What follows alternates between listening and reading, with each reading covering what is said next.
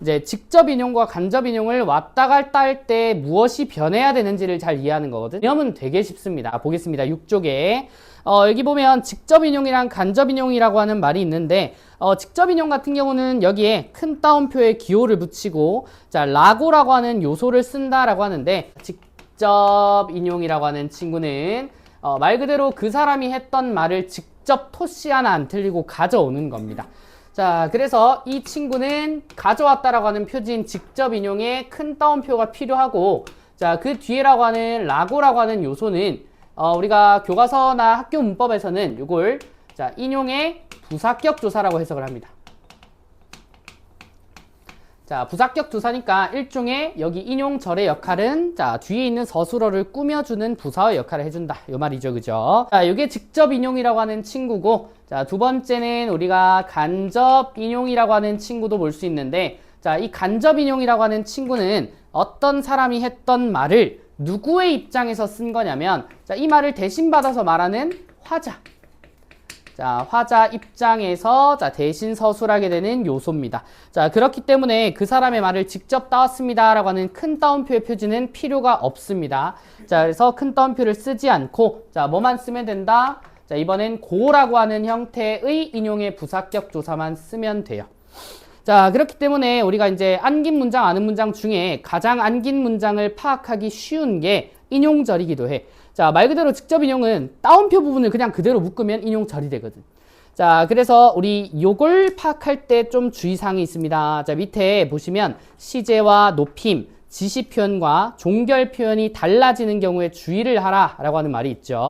자, 일단 요게 직접 인용인지 간접 인용인지를 먼저 파악을 할 건데 간단합니다. 자, 여기 따옴표가 있고 자, 표지로 라고가 있으니까 자, 무조건 요 친구는 자, 직접 인용문이 될 거예요. 자, 근데 문제는 요런 문장들을 어떻게 간접 인용문으로 만드는 과정을 끊임없이 많이 연습을 해야 돼.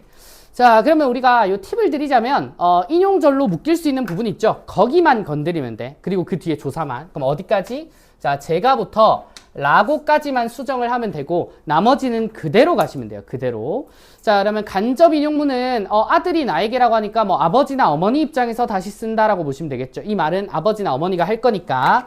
자, 그러면 그대로 써야 될 부분은 자, 어제 자, 아들이 자, 나에게까지. 자, 여기는 그대로입니다. 자, 근데 요 따옴표 안에 있는 인용절은 원래는 자식이 했겠죠. 자식이 제가 내일 집으로 갈게요 라고 말했다는데 자, 이걸 아버지 입장에서 서술을 할 때 바꿔야 되는 부분이 한두 군데가 아니죠. 자, 먼저 표시부터 할게요. 자, 제가라고 하는 표현. 왜?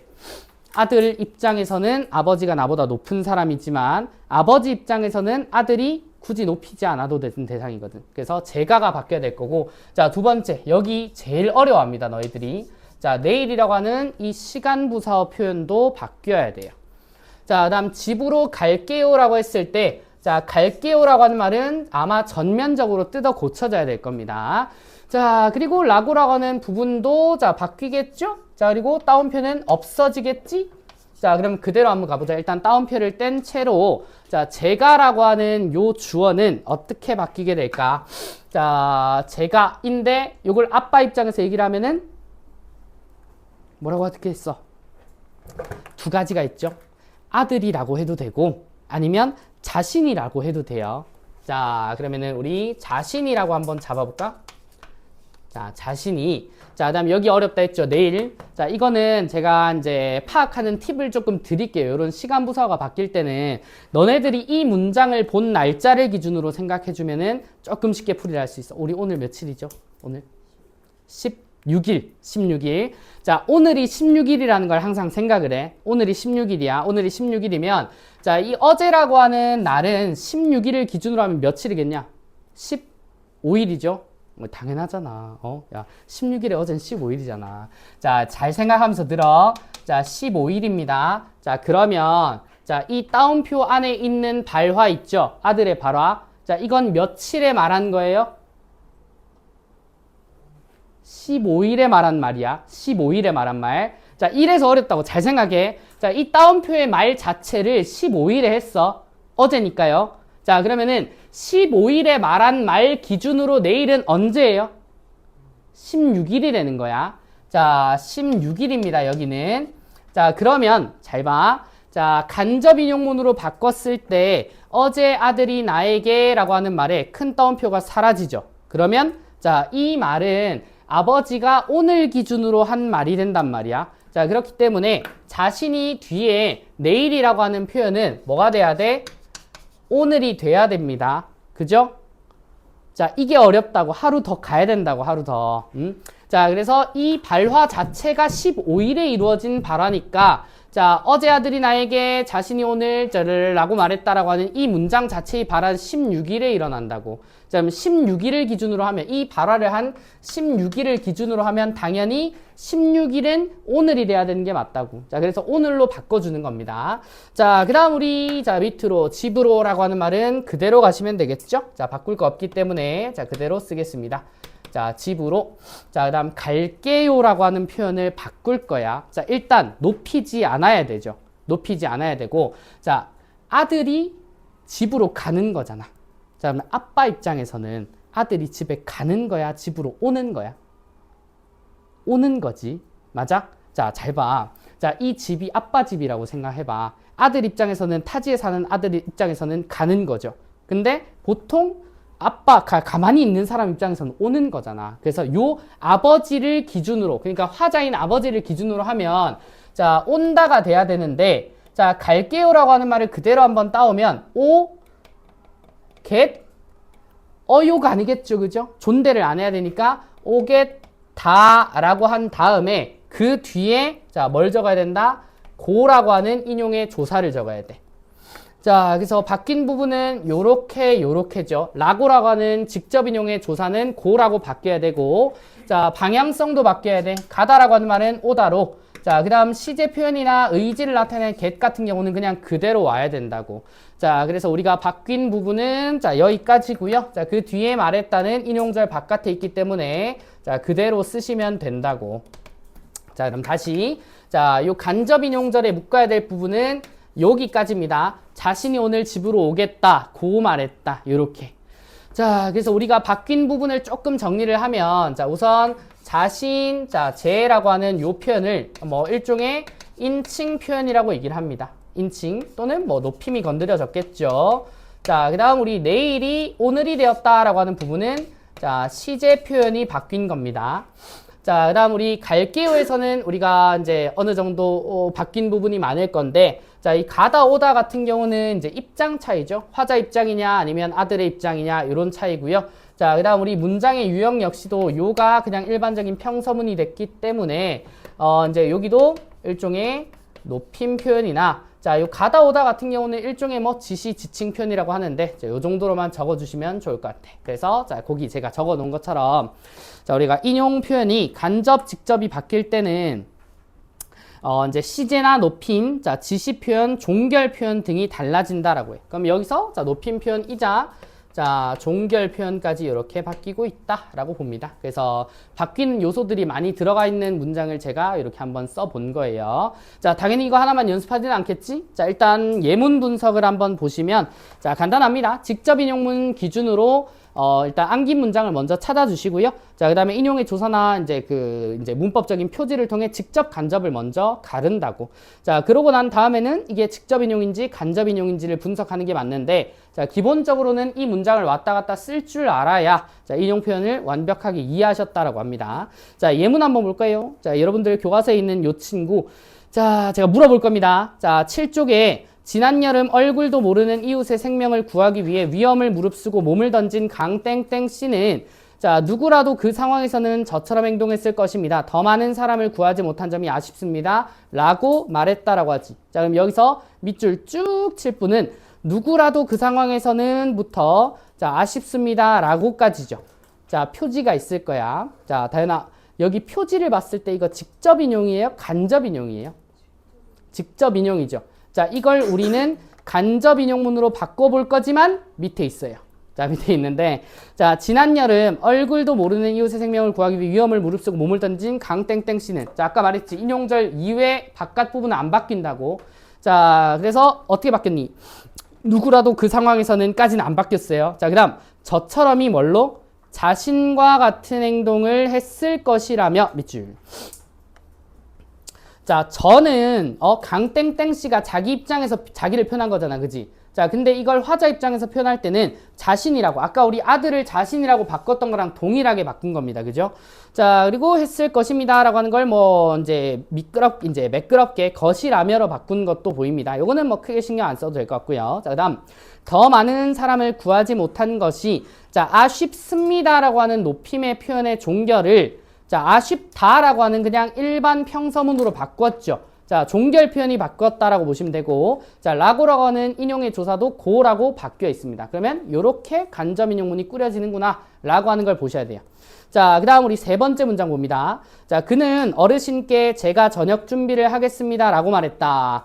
자, 그럼 여기서 성훈아 어디에 밑줄 쳐야 될까? 그쵸, 라고까지. 그러면 요 표지를 봤을 때 누가 봐도 직접 인용문입니다. 자, 그럼 아래 간접 인용문으로 바꾼 걸 봐봐. 자, 바뀐 부분을 볼 겁니다. 이소라, 자, 아래 문장에 어디가 바뀌었어? 제가가 자기가로, 또 를 하겠다. 그리고 라고를 고로. 자, 요렇게 바뀐 부분. 자, 하나하나 보면, 자, 자기 같은 표현은 이제 인칭 표현이 바뀌었겠죠. 그죠? 자, 하겠다라고 하는 건 종결 표현이, 라고나 고라고 하는 친구는 인용의 조사가 바뀌었다라고 보시면 되겠지. 자, 그 다음 우리 다음 문장 보면, 자, 엘리자베스 여왕은 이라고 합니다. 요거는 간접 인용문이네, 그지? 자, 그러면 간접 인용 절이 어디 있는지는, 자, 우리 수환이가 찾아볼 거야. 자, 어디를 밑줄 쳐야 될까, 우리?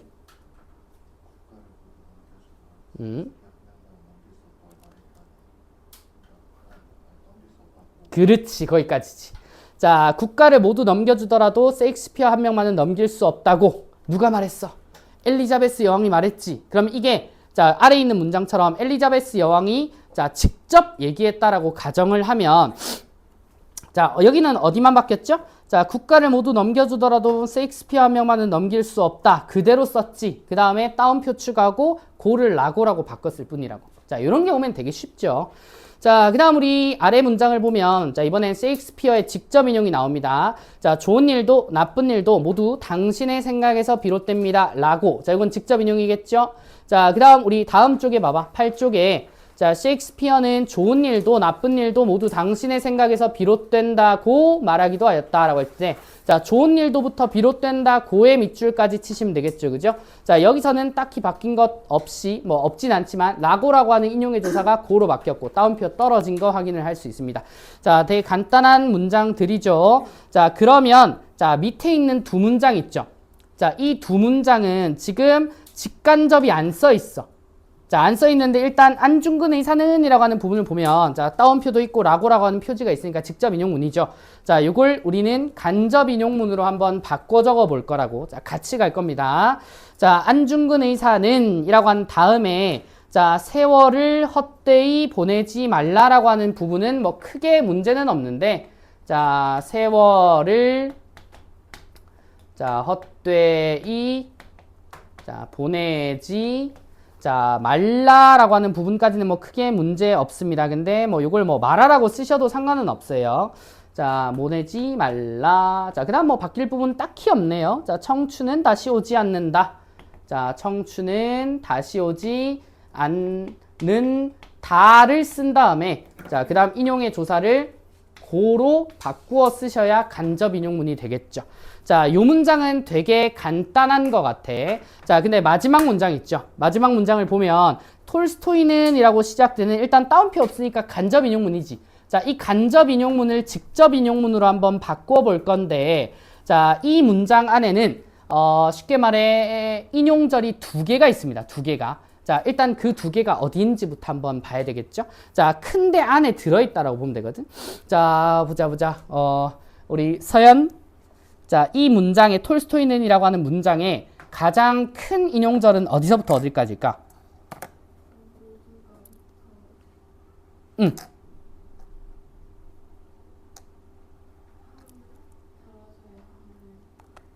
달라져야 함을? 여기는 인용의 표지가 없는데? 조금 덜 가야지.